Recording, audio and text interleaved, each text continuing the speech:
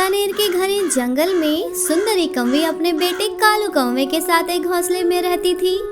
आज तो मेरे भाग्य ही खुल गए। आज मेरा बेटा कालू शहरी जंगल पढ़ाई करने जा रहा है। कालू बेटा, तुम खूब मन लगाकर पढ़ाई करना और समय मिले तो नहा भी लेना।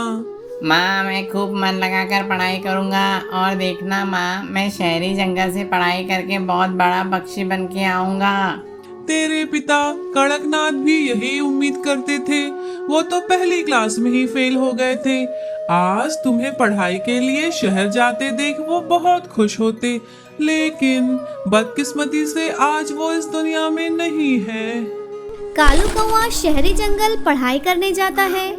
कालू कौवा वहाँ पढ़ाई लिखाई ना करके अपने घोंसले में फास्ट फूड खा खा कर अपनी मम्मी के पैसे बर्बाद करता रहता है। ऐसे ही एक साल पूरे हो जाते हैं।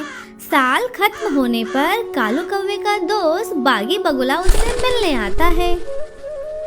अरे क्यों कालू भाई, तू तो बड़ा पक्षी नहीं बन पाया, उल्टा परीक्षा में फेल हो गया है। अब तू वापस अपने जंगल जाएगा तो अपनी माँ से क्या कहेगा? किसने बोला बागी कि मैं बड़ा पक्षी नहीं बन पाया हूँ? ये जो साल भर मैंने फास्ट फूड खाया है, इसी की दुकान जंगल में जाकर खोलूँगा और जंगल के पक्षियों को फास्ट फूड खिलाकर खूब सारा मुनाफा कमाऊंगा। कालू कौवा जंगल जाकर अपनी माँ सुंदरी कौवी से कुछ और पैसे उधार लेता है और इन पैसों से फास्ट फूड की दुकान खोल लेता है। कुछ दिन बाद उसकी फास्ट फूड की दुकान बहुत मशहूर हो जाती है और जंगल के सारे पक्षी उसकी दुकान से फास्ट फूड खरीद कर खाने लगते हैं। उसी जंगल में एक समझदार चिड़िया जिसका नाम टुनटुनी चिड़िया था, वह अपने घोंसले में अपनी माँ टूनी चिड़िया के साथ रहती थी। उसे हेल्दी खाने के बारे में उसकी माँ ने समझाया था। टुनटुनी चिड़िया अपने दोस्तों को हेल्दी खाना खाने के बारे में समझाती थी। मेरे प्यारे दोस्तों, फास्ट फूड शुरू में तो बहुत स्वादिष्ट लगता है, लेकिन पेट के अंदर जाकर वो बहुत नुकसान करता है। ओ छनछनी, तुम्हारा सुझाव कितना आउटडेटेड है। कालू कौवे ने शहरी जंगल से बड़ी मेहनत करके सामान लाकर फास्ट फूड की दुकान खोली है। उसने हमारे जंगल को कितना मॉडर्न बना दिया है। आज टीवी में भी तो यही सब दिखता है। सारे पक्षी इन फास्ट फूड को खाते हुए कितने खुश दिखाई देते हैं। अरे भैया, हम तो जा रहे हैं फास्ट फूड खाने। चलो, तुम्हें चलना है तो चलो। नहीं, मैं नहीं आ रही। आप लोगों को जाना है तो जाओ और स्वादिष्ट फास्ट फूड का आनंद उठाओ। मीरा मोर और तोता ढेर सारे फास्ट फूड कालू कौवे की दुकान से खरीद कर खाने लगते हैं। कुछ ही दिनों बाद जंगल के ढेर सारे पक्षी फास्ट फूड खाने के आदी हो जाते हैं। जंगल के सारे पक्षियों को पेट से संबंधित समस्याएं होने लगती है और एक समय तो ऐसा आता है कि सारे पक्षियों को खाना पचना ही बंद हो जाता है। अरे दैया, हम तो मर गए, हमारा पेट तो बहुत खराब हो गया है। ओह माय गॉड, मेरा तो वजन दिन रात बढ़ते जा रहा है और मुझे गैस का प्रॉब्लम भी हो रहा है। How embarrassing. मैंने कहा था ना आप सभी को कि ज्यादा फास्ट फूड खाना नहीं चाहिए। लगता है मुझे ही अब कुछ करना पड़ेगा। टुनटुनी चिड़िया जंगल के सबसे समझदार पेड़ के पास जाती है। क्या बात है टुनटुनी, तुम बहुत दिनों के बाद यहाँ आई हो। ये लो, एक एप्पल खा लो और बताओ क्या बात है। धन्यवाद पेड़ जी। पेड़ जी, जंगल के सारे पक्षी फास्ट फूड खाकर बीमार पड़ रहे हैं। कृपया आप कुछ उपाय बताइए। उपाय तो बहुत सरल है। असल में तुम उस उपाय के ऊपर ही खड़ी हो। टुनटुनी, तुम पक्षियों को घास जिसके अंदर रफेज होता है उससे बनी रोटियां जंगल के पक्षियों को खिलाओ। उससे सबका पेट ठीक हो जाएगा। अगले दिन से टुनटुनी चिड़िया घास की रोटी बना बना कर सारे पक्षियों को खिलाती है। वाह, मेरा पेट अब पूरी तरह से ठीक हो गया है। अरे भैया, चलो चल के बनारसी पान खाते हैं। अंत में सारे पक्षियों का पेट ठीक हो जाता है और वे सभी कालू कौवे की दुकान से फास्ट फूड खरीदकर ना खाने का प्रॉमिस करते हैं।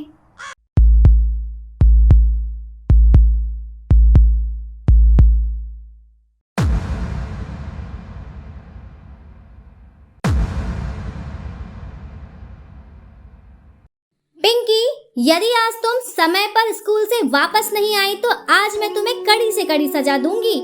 मैं 2 दिनों से तुम्हें देख रही हूँ, तुम समय पर स्कूल से वापस नहीं आती हो। हाँ माँ, मैं इस बात का ध्यान रखूंगी और अब समय से घर आ जाया करूंगी। देख रहे हैं ना इस अत्याचारी माँ को, कितना घोर कलयुग आ गया है। उसी जंगल में सुंदरी कौवी अपने बेटे कालू कौवे के साथ रहती थी और वह अपने बेटे से बहुत प्यार करती थी। ये ले मेरा राजा बेटा, मैंने तेरे लिए तेरा मनपसंद खाना बनाया है। तुझे मैगी बहुत पसंद है ना, ले खा ले। और मैंने थोड़ा तेरे टिफिन में भी रख दिया है, उसको स्कूल के लंच टाइम में भी खा लेना।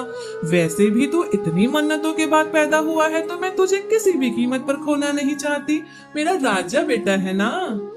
मम्मी, मुझे मैगी बहुत पसंद है। वैसे भी आज मेरा स्कूल जाने का मन नहीं कर रहा था, लेकिन आपने मैगी बनाया है इसलिए मैं स्कूल जा रहा हूँ।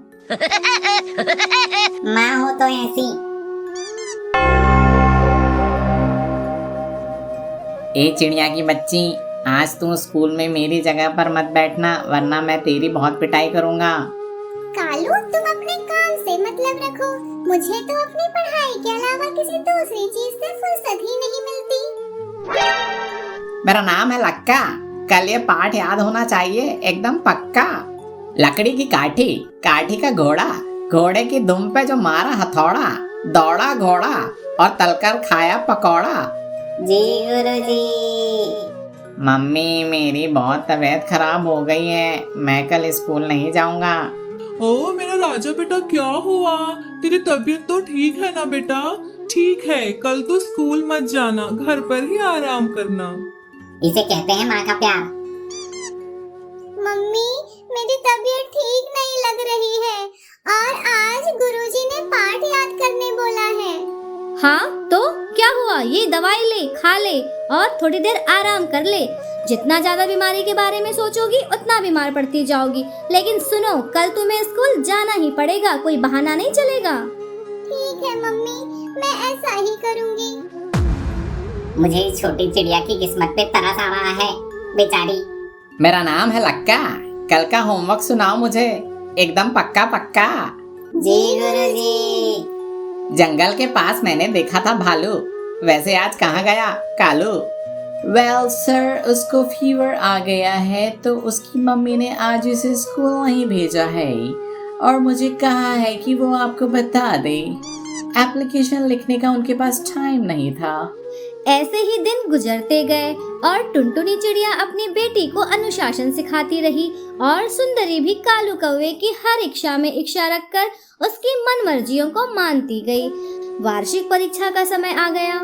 पिंकी बेटा, परीक्षा का समय आ गया है। अब तेरा खेलना कूदना बंद, टीवी देखना भी बंद। अब तू केवल पढ़ाई करेगी। और हाँ, ध्यान रखना, यदि तेरा रिजल्ट बिगड़ा तो मैं तुम्हारा खाना पीना बंद कर दूंगी। नहीं मम्मी, ऐसा मत करना, मैं खूब मन लगाकर पढ़ाई करूँगी। कालू बेटा, परीक्षा का समय आ गया है, अब तो थोड़ा पढ़ाई कर लो।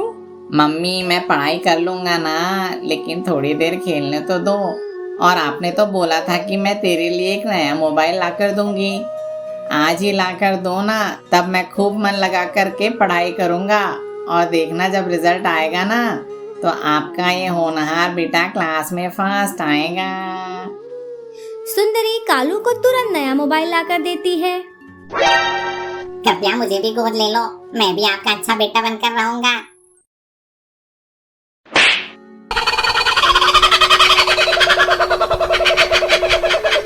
परीक्षा का रिजल्ट आ जाता है। पिंकी चिड़िया अपनी क्लास में फर्स्ट आती है और कालू कौवा फेल हो जाता है। सुंदरी स्कूल के टीचर लक्का से मिलने आती है। मेरी सबसे बड़ी गलती ये हो गई कि मैंने अपने होनहार बेटे का एडमिशन आपके घटिया स्कूल में कराया। अब मैं अपने होनहार बच्चे का किसी दूसरे स्कूल में एडमिशन कराऊंगी। मेरा नाम है लक्का। मेरी ईमानदारी को लगा है आज बहुत बड़ा धक्का। कालू लापरवाही करना नहीं छोड़ता और साल दर साल फेल होता रहता है। वहीं पिंकी चिड़िया अपनी मम्मी टुनटुनी चिड़िया के अनुशासन पूर्वक व्यवहार से सुंदरवन जंगल की चीफ जज बन जाती है। योर हाइनेस, एक बहुत ही शरारती कौवा जिसने जंगल में आतंक मचा कर रखा है, आज उसे कटघरे में पेश किया जाता है। तुम्हारा नाम क्या है? जज साहिबा, मेरा नाम कालू है। तुम कालू हो ना? तुम तो मेरे क्लासमेट थे। याद है हम दोनों एक ही स्कूल में पढ़ते थे।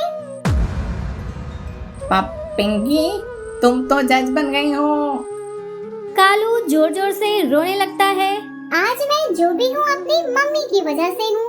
मेरी मम्मी के अनुशासन ने ही मुझे यहाँ तक पहुँचाया है। काश मुझे भी ऐसी ही मम्मी मिलती। मम्मी। और मुझे भी।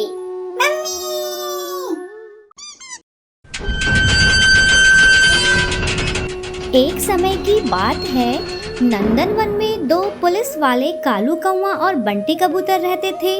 दोनों पुलिस वाले कैदी चिड़ियाओं को पकड़कर जंगल में शांति बनाने का काम करते थे। बंटी भाई, जब तक तुम मेरे साथ हो नंदनवन का कोई भी मुजरिम हमसे बच नहीं सकता। हमने अब तक एक एक बदमाश पक्षी को पकड़कर जेल में डाल दिया है। अरे कालू भाई, तुम्हारा भी कोई जवाब नहीं। तुम्हारे तेज दिमाग के कारण ही हम बड़े बड़े केस चुटकियों में सुलझा लेते हैं। तेरे जैसा यार कहाँ, कहाँ ऐसा याराना, याद रखेगी दुनिया तेरा मेरा अफसाना। कुछ दिनों बाद बंटी कबूतर का किसी और जंगल में ट्रांसफर हो जाता है। यार, तुझे मैं बहुत मिस करूंगा। तेरे साथ बदमाश पक्षियों को पकड़ना बाएं पंख का खेल था। चिंता मत कर भाई, कुछ ही महीनों में मैं तेरे पास वापस आ जाऊंगा। और मुझे पता है तू अभी भी बदमाशों को पकड़कर जेल में डालेगा। तू अकेला ही उन बदमाश पक्षियों के लिए काफी है। इतना कहकर बंटी कबूतर नंदनवन छोड़कर किसी और जंगल में चला जाता है। ऐसे ही कुछ दिन बीत जाते हैं। कालू कौवे ने हमें बहुत परेशान किया है। काश हमें एक मौका मिल जाए तो हम उसका काम तमाम कर दें। सुना है कि उसका साथी बंटी कबूतर, उसका ट्रांसफर मैंने नेता से सिफारिश करके करवा दिया है दूसरे जंगल में। हमारे पास ये बहुत अच्छा मौका है। एक दिन कालू कौवे को जंगल की सबसे सुंदर चिड़िया टुनटुनी चिड़िया से प्यार हो जाता है। दोनों कुछ दिनों तक मिलने जुलने के बाद शादी कर लेते हैं। शादी के 6 महीने बहुत अच्छे से बीत जाते हैं। ए जी, ओ जी, सुनिए जी, आप पापा बनने वाले हैं।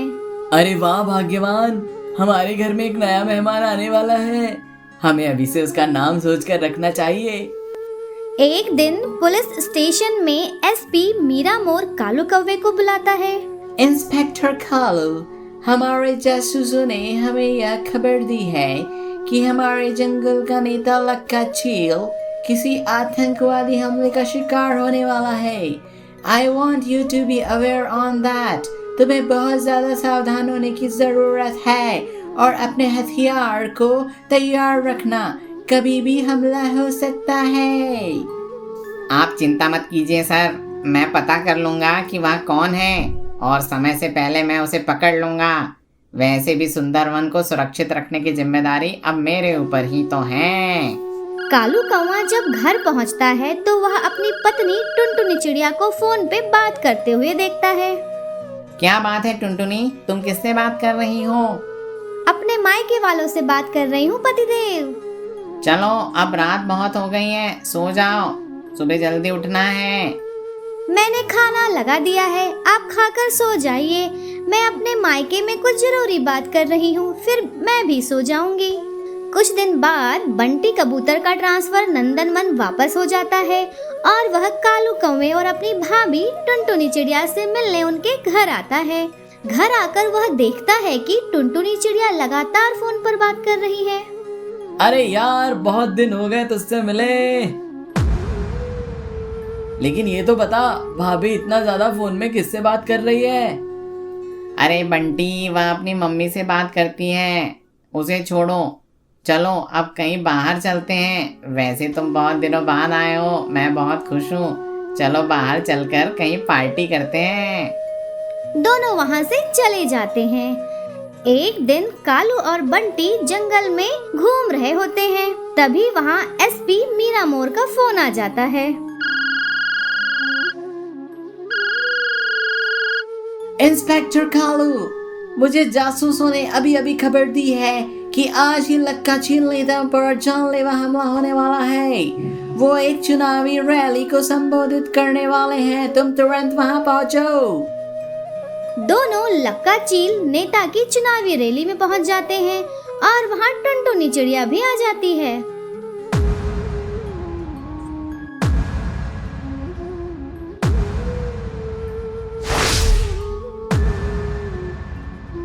तुमने सारी तैयारी कर ली है ना? हाँ बॉस, मैंने तो सारी तैयारियां कर ली है। मैंने तो उस कौवे को ये भी बताया है कि मैं माँ बनने वाली हूँ, लेकिन ऐसा कुछ भी नहीं है। मुझे नहीं पता था कि उस कालू कौवे को बेवकूफ बनाना इतना आसान होगा। अब कल मैं उस नेता को बम से उड़ा दूंगी और यह जंगल हमेशा हमेशा के लिए हमारा हो जाएगा। उन दोनों की बात बंटी कबूतर सुन लेता है। कालू टुनटुनी को पंडाल की तरफ बढ़ते देखता है, जहाँ लक्का चील भाषण दे रहा होता है। मेरा नाम है लक्का, मेरा वादा है पक्का, जंगल में होगा चमत्कार जब बनेगी लक्का की सरकार। सबसे भ्रष्टाचारी चिड़िया है मैना, आने वाले चुनाव में वोट लक्का को ही देना। अरे टुनटुनी यहाँ क्या कर रही है? यार तू विश्वास नहीं करेगा, लेकिन लक्का चील नेता को मारने वाली आतंकवादी चिड़िया टुनटुनी ही है। क्या तू ये क्या बात कर रहा है? तू पागल हो गया है? टुनटुनी चिड़िया बागी बगुला से मिली हुई है, जो इस जंगल का सबसे बड़ा आतंकवादी है। वह तेरे बच्चे की माँ भी नहीं बनने वाली है। उसने तुझसे झूठ कहा और तुझसे झूठी शादी रचाई है ताकि वह आज लक्का चील नेता को बम से उड़ा सके। मैंने कल शाम खुद उन दोनों की बात सुनी है और मैंने उसका वीडियो भी बना लिया है। टुनटुनी सुसाइड बम लेकर लक्का चील को मारने के लिए आगे बढ़ती है। टुनटुनी, ये तुम क्या करने जा रही हो? रुक जाओ। मेरे सामने से हट जाओ कालू, नहीं तो मैं तुम्हें भी बम से उड़ा दूंगी। अंत में कालू कौवा अपनी भावनाओं पर कंट्रोल करके टुनटुनी चिड़िया को गोली से उड़ा देता है और रोने लगता है।